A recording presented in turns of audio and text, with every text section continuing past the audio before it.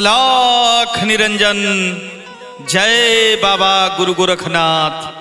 मालिक सबका भला करे, जन कल्याण हो। बचवा आई आई बाबा, तनी बैठी बाबा। ठीक बा बबुआ। आई तनी कुछ भजन भाव सुनाई। लोग बैठल हुआ, तनी आग का पट्टी खुल जा बाबा। हाँ बबुआ, ये जोगी का काम है।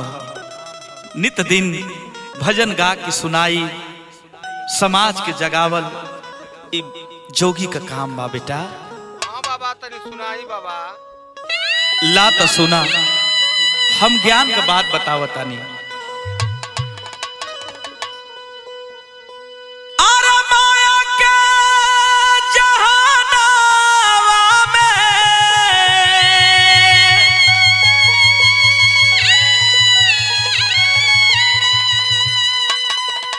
माया के जहानावा में आपन नाही कोई, लोगवा झूठे रोई। बारे बाबा बा, गजब बाबा गजब सुनाओ थे बाबा। ए माया के नगरी में केहू आपन नहीं खे बचवा। केहू का केहू ना है बाबा। सुना सुनावा। माया के जहानावा में आपन नाही कोई, लोगवा झूठे रोई। होखे वाला बाटे जेवन होई, लोगवा झूठे रोई।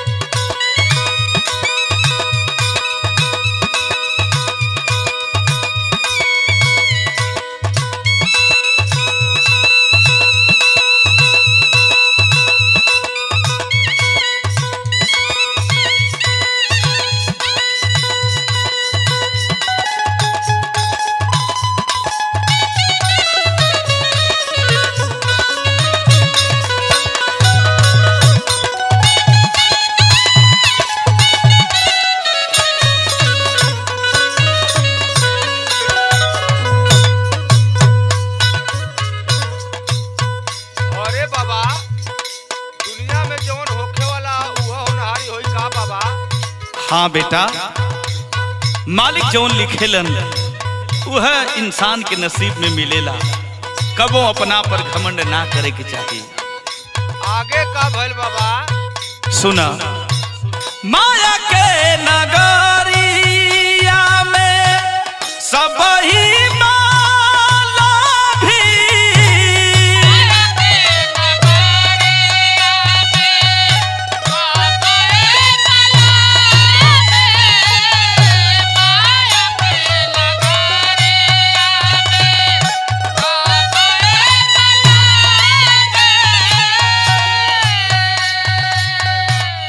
जे जैसन करी भोग ओइसन भोग।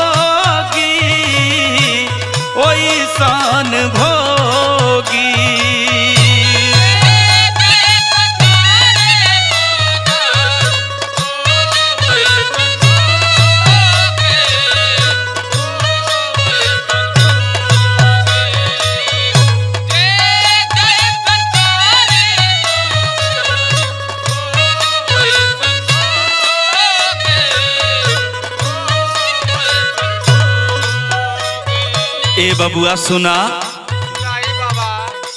हो सके तो दुनिया बदे समाज बजे फूल ना दे सकला त कांटा भी ना देवे की जाती। सुनो, माया के नगरिया, माया के नगरिया, माया के नगरिया में सब ही बाला भी जे जैसन करी भोग ओइसन भोगी, ओइसन भोगी। ए बबुआ सुना, ई अमिट लाइन बा। काटी वैसन जैसन हो बोई, लोगवा झूठे रोई, ओ लोगवा झूठे रोई। होखे वाला बाटे देवन होई, लोगवा झूठे रोई।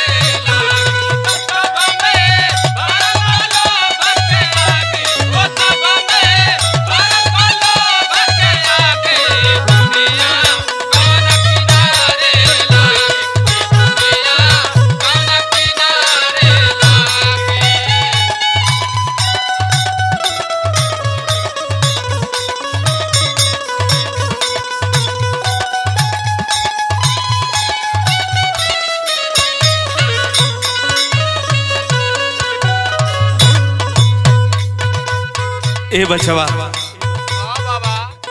और भी दुआरे जाए के बा। ई हमार अंतिम लाइन पत्थर पर लकीर बाटे। एके जीवन में अपने संगे लेके चलिया, ई काम आई। सुनाई बाबा, का सुनाओ थे? सुना, सब काम छोड़ी कैला प्रभु के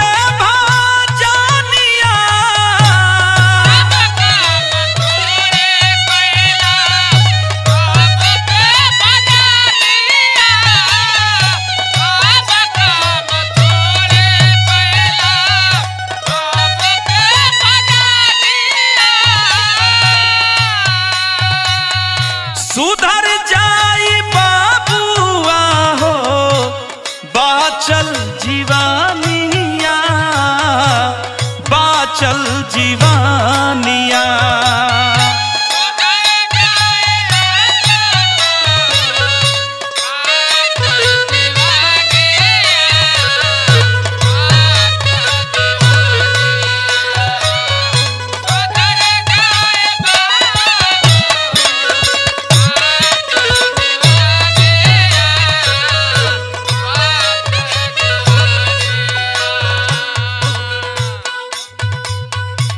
सब काम छोड़ी, सब काम छोड़ी, सब काम छोड़ी कैला प्रभु के भजनिया। सुधर जाई बाबुआ हो, बाचल जीवानिया, बाचल जीवानिया। सुनाए मोरे बाबुआ, विवेक परमोद काहे सोई जे खोई, लोगवा झूठे रोई, ओ लोगवा झूठे रोई। होखे वाला बाटे जेवन होई, लोगवा झूठे रोई।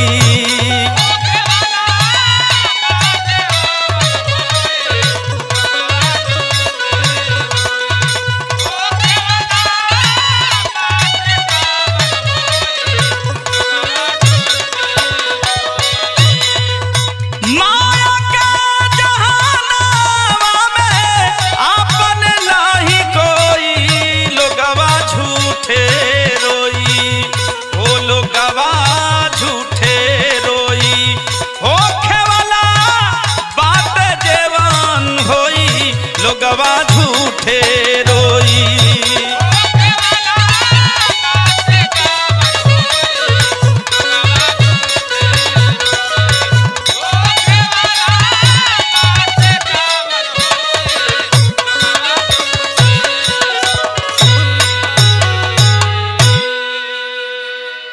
अरे बाबा खूब गौला खूब बजौला बाबा, लोगन का आँख का पट्टी खुल गई बाबा। यही सत्य है बेटा। अलाख निरंजन जय हो जय हो जय हो। वाह बाबा।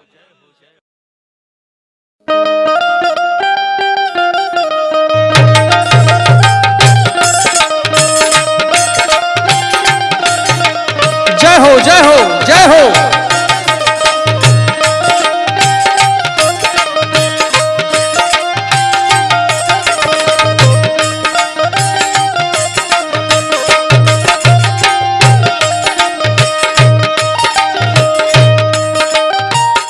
जय गुरु गोरखनाथ, अलाख निरंजन। अरे दरबार में क्यों लौकत ना बा? अरे बच्चा कोई बा? हाँ बाबा आई। बच्चा आपके दुआरे जोगी फकीर आयल हुए, बाबा के कुछ भिक्षा उच्छा मिली? बाबा बड़े दिनवा के बाद दिखाई पड़ रहा है। का करी बच्चा, हम लोग जोगी फकीर है, उड़ता पंछी बहता पानी, कब कहाँ रहा कहाँ ना रहा। तो बाबा बड़े दिन के बाद आइला है, बढ़िया भजन सुना दे बाबा। ठीक बा बच्चा, जब आप कहते हुआ तुल्ला भजन सुना। हाँ बाबा सुनाई। कर्म कैल खलिया भैया यही सब भोगी, मैं भमा हतारी करना। सुनत हुआ बच्चा? हाँ बाबा। कर्म कैल खलिया भैया यही सब भोगी, मैं भमा हतारी करना। बन गइल जोगी, मैं भमा हतारी करना।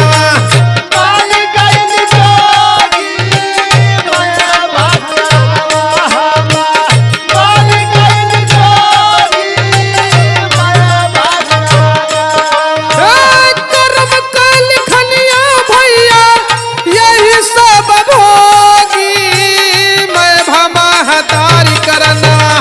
बन गइल जोगी, मैं भमा हतारी करना।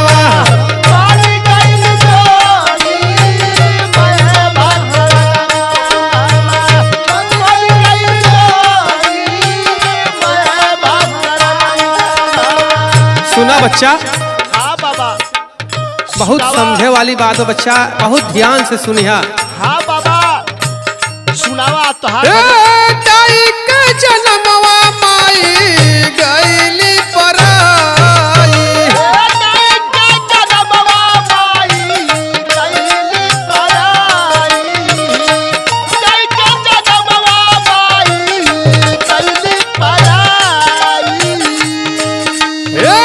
बाबूजी लैले हो दूसरा लुगाई।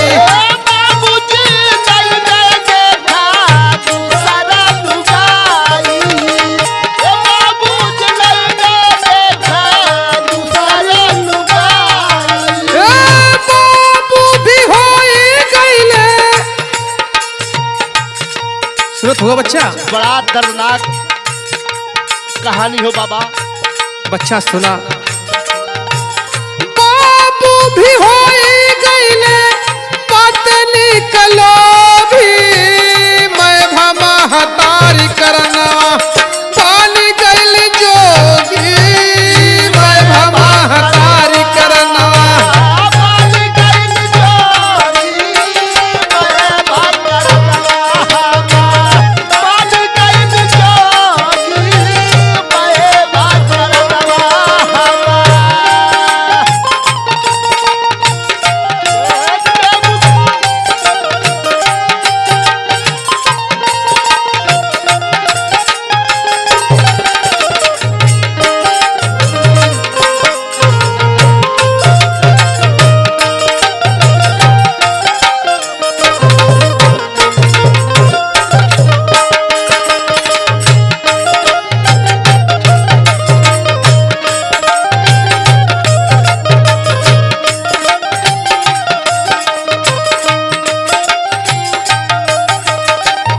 सुना बच्चा, हाँ बाबा। ये हमार बहुत दर्दनाक कहानी बा। बाबा लगते हो कि तू मुसीबत के बड़ा मारा हुआ बाबा। सुना, सुनावा बाबा। जब जब खाना मांगी हमारा के मारे, हमारा के मारे हो, हमारा के मारे, हमारा के मारे हो, हमारा के मारे। घरवा में रहती हम के कर सहारे,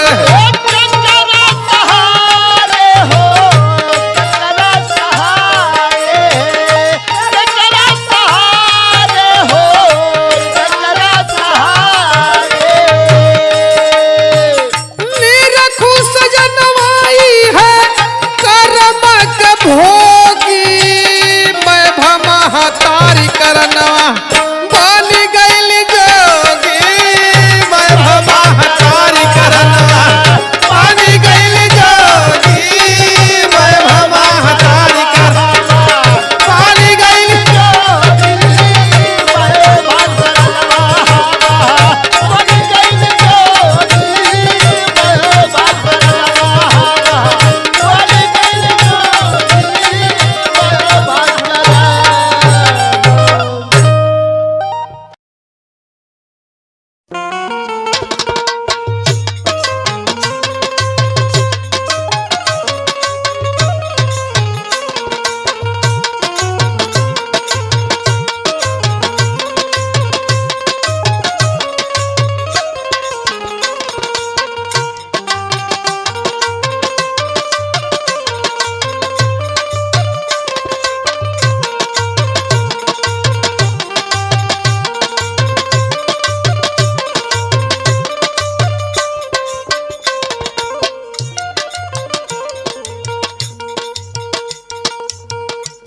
अलाख निरंजन।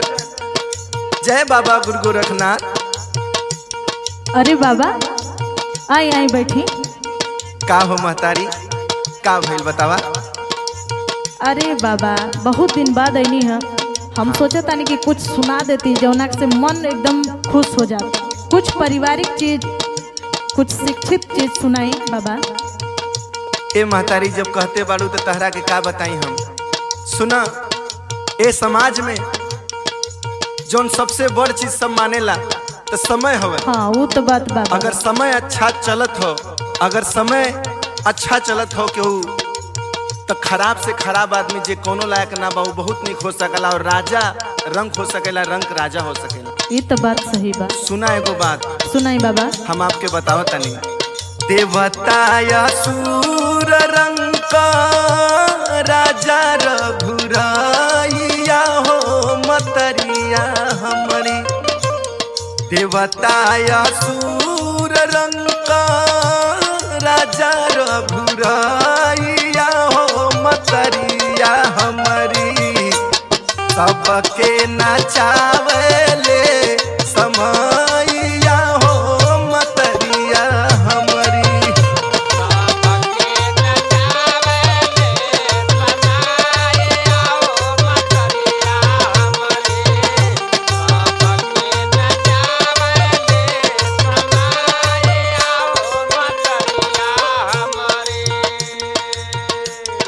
और एगो बात बताई महतारी। बताई बाबा, बताई। सुना, जब बात उभारिए देलू तो तहरा के पूरा उदाहरण सहित हम बताओ तनी। बताई बताई। जैसे में देखा, राजा हरिश्चंद्र बनल भिखारी।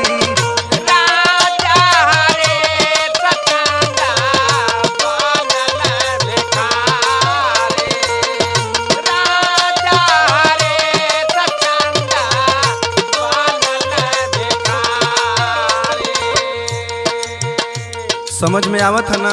हाँ बाबा, हाँ, आप सुनाई। सुना महतारी। राजा हरिश्चंद्र बनल भिखारी। छूटल राजपाट सुख संपत्ति सारी। छूटल राजपाट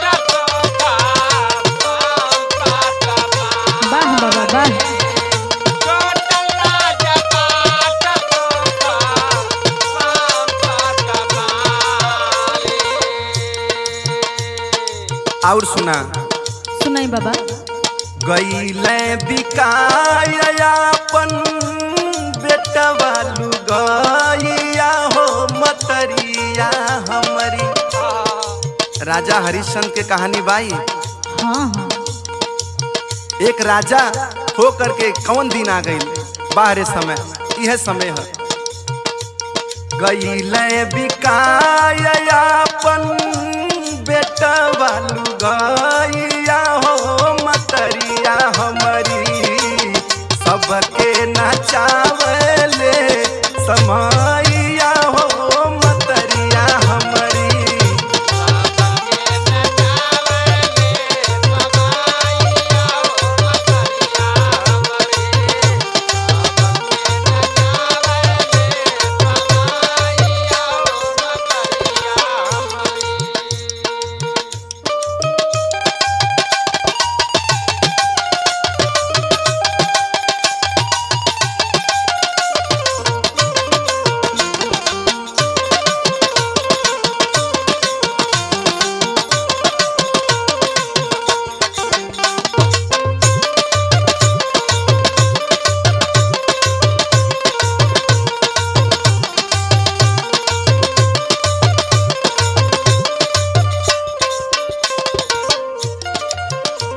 और सुना एगो बात बताई तो के महतारी।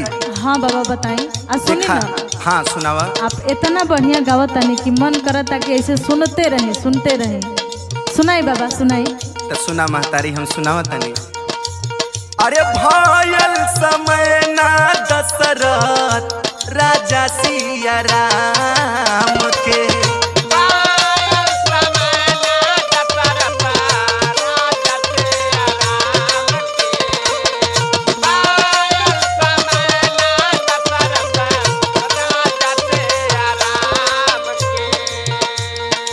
याद करा महतारी, आपन महतारी कैकेयी हो करके और 14 वर्ष का वनवास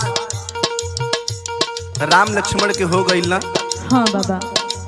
और वही वनवास के ही चलते एक समय का ही दिन रहल कि राजा दशरथ जी के अपन प्राण न्यौछावर करे के पड़ गए। और 14 वर्ष कैसे कैसे दोनों भाई वन में झेललन, समय का दिन है। सुना कैसे बाबा। भयल समय ना दशरथ राजा सिया राम के।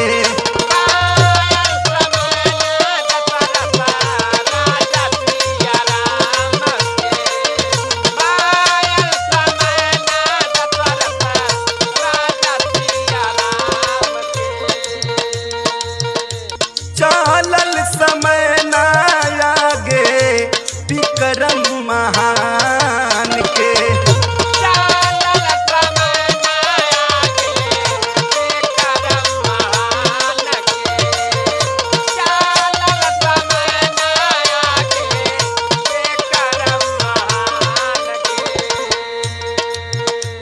जेल में जनम हले कृष्ण कन्हैया हो मतरिया हमारी। सबके नचावले समाइया हो मतरिया हमारी। बात तो आप ठीके कहतनी जोगी बाबा। हाँ महतारी, पूरा जहान जानेला। ये पूरा जहान जानेला महतारी। ये बात 100% सत्य बा। और ये भी सत्य बा कि समय ही सब कुछ हवे। सही बात बा। सुना आखिरी सुनाई बात, बाबा। आखिरी बात हमार। छोड़लस समय ना बाली वीर रावण कंस के।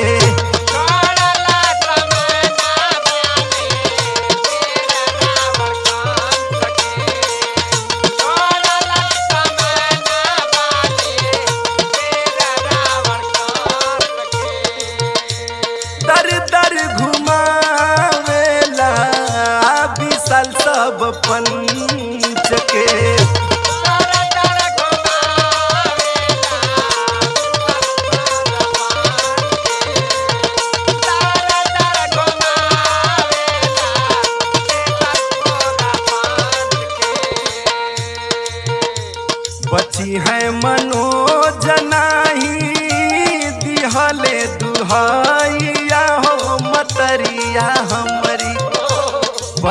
है मनोज नहीं दिहले दुहाइया हो मतरिया हमारी सबके नचावेले समाइया हो मतरिया हमारी सबके नचावेले